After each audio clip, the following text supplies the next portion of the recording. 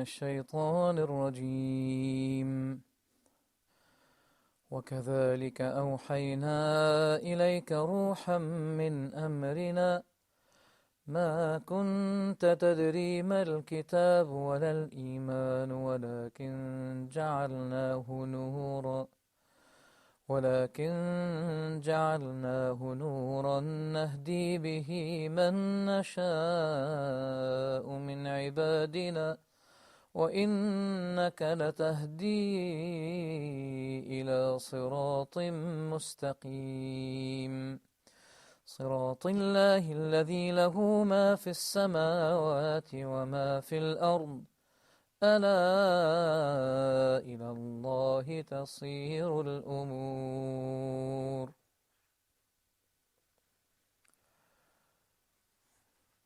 Assalamu alaikum wa rahmatullahi wa barakatuh. Dear viewers, welcome to another episode of The Benefits, the book of Al-Qayem.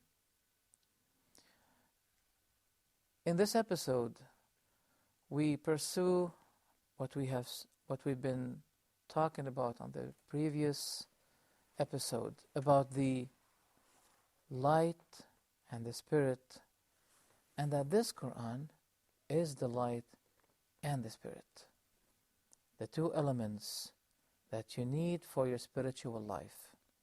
I'll translate the marvelous and beautiful verses that I've been reciting in Arabic, where we find Allah saying, and thus, saying to His Prophet Muhammad, peace be with him, and thus we have revealed to you an inspiration.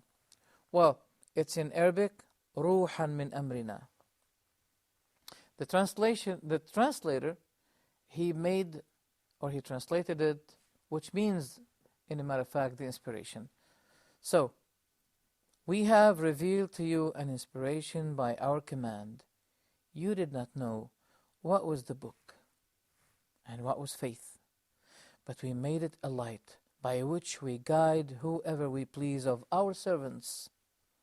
And you surely, Muhammad, guide to the straight path, the way of Allah, to whom belongs all that is in the heavens and the earth, for indeed to Allah do all things return.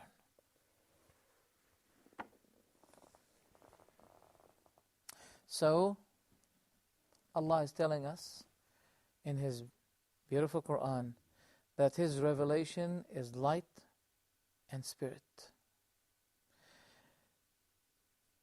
Whoever achieve or gets or attain the blowing of the angel messenger and the inspiration of the human messenger, he will be then attaining the two lives. We mean by the angel messenger, Gabriel, who is in charge of delivering the revelation to the prophets, and the human messenger, we mean by that the Prophet Muhammad, peace be with him. To bring other proofs that this Quran is a light, we quote what Allah the Almighty says or said in the Quran, أَوَمَنْ كَانَ مَيْتًا فَأَحْيَيْنَاهُ وَجَعَلْنَا لَهُ نُورًا يَمْشِي بِهِ فِي النَّاسِ كَمَنْ مَثَلُهُ فِي الظُّلُمَاتِ لَيْسَ بِخَارِجٍ مِّنْهَا. So we can find here also that Allah gathered between the light and the spirit. Allah is saying, and is one who was dead and we gave him life and made for him light by which to walk among the people like one who is in darkness, never to emerge therefrom. So He said, we made for him a light that he walks thereby among people.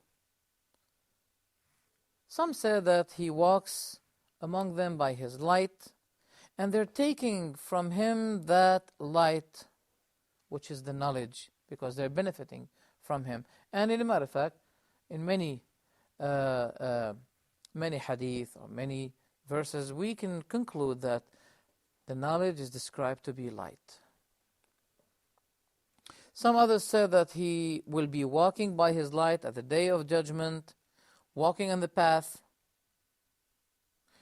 When the people of polytheism and the hypocrites will be standing, having no light to help them to take their way to paradise, no more light. What you do today, you'll be dealt with accordingly. So, this is the fact that it will be said to the people at the day of judgment, first they will be given light, and each one will be given the light in due proportion of his work in life.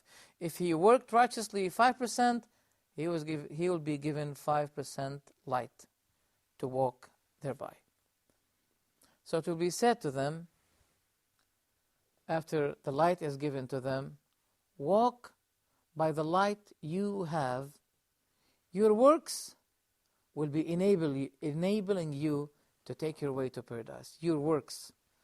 So, that encourages you to exceed your work today, knowing that your capacity, your walking, will be quick or fast or slow due to your work of righteousness in this life. Now, this is not a topic, but it is important to throw this important point. So some said that he is walking among people by the knowledge he has and they're benefiting. Some others said at the day of judgment people will wish to have some of his light enabled to go to paradise. And concerning the continuation of the verse, وَاعْلَمُوا أَنَّ اللَّهَ يَحُولُ بَيْنَ الْمَرْءِ وَقَلْبِهِ, and know well that Allah intervenes between the person, and his heart. Ibn Al-Qayem said that the meaning of that is that Allah is so close to your heart. Nothing can be hidden from Him.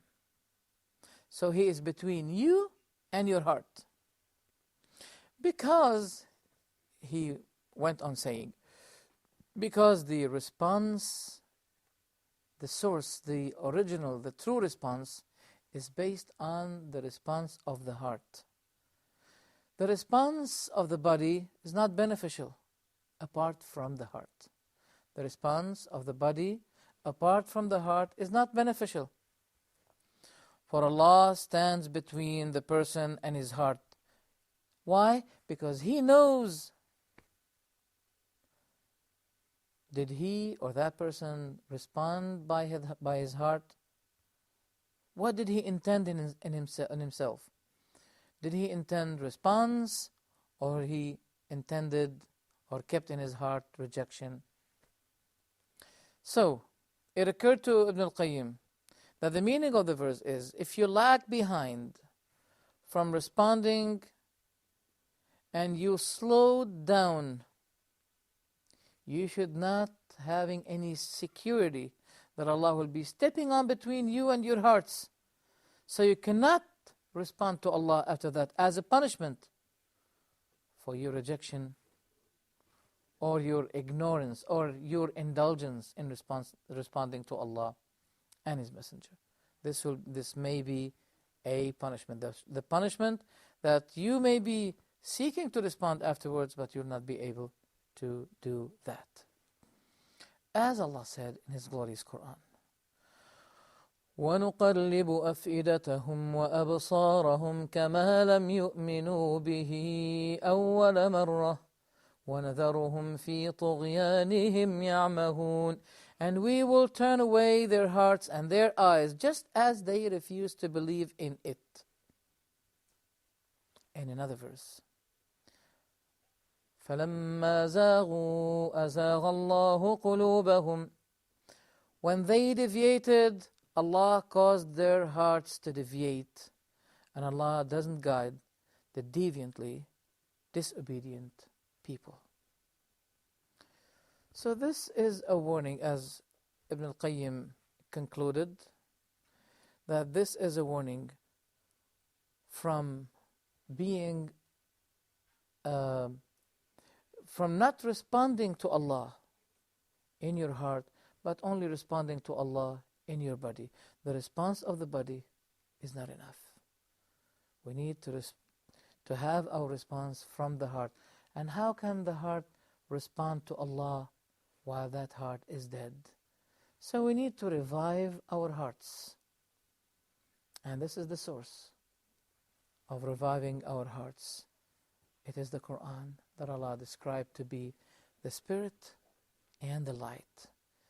If you achieve the spirit and the light from this Quran, practically, not only, the Quran was not revealed only to be read, to be recited only, or to entertain yourself by its stories, marvelous stories of the prophets. How did they encounter, what did they encounter from their people, etc. All of these things that we have in the Quran, they are good lesson for us, and they urge us to take note from them and to practice them. If we do that, we'll be achieving the two lives. We'll be living with two lives. Those who live today with one life, they'll be in trouble tomorrow, because they'll be realizing that they were dead, thinking that they were alive. Let us ask Allah the Almighty that He guides us and He gives us that life of the heart and the life of the body. And be careful. Some sins cause that heart injury, until the heart will be surrounded with darkness. Then that darkness will cause the heart to be blind. Then the heart will not be able to see the guidance. The eye we use to see many things, but the sight of the eye is confined to one thing to be seen, and that is to see the guidance. We ask Allah the Almighty to strengthen us with faith and to let us to die as Muslims, as we were born as Muslim. Every person is born Muslim. But since you were born Muslim, you should make sure that you die as you were born. Thank you very much. May Allah bless you for attending these episodes of the benefits. Make sure that you'll be with us on the next episode. Thank you very much. Assalamu alaikum wa rahmatullahi wa barakatuh.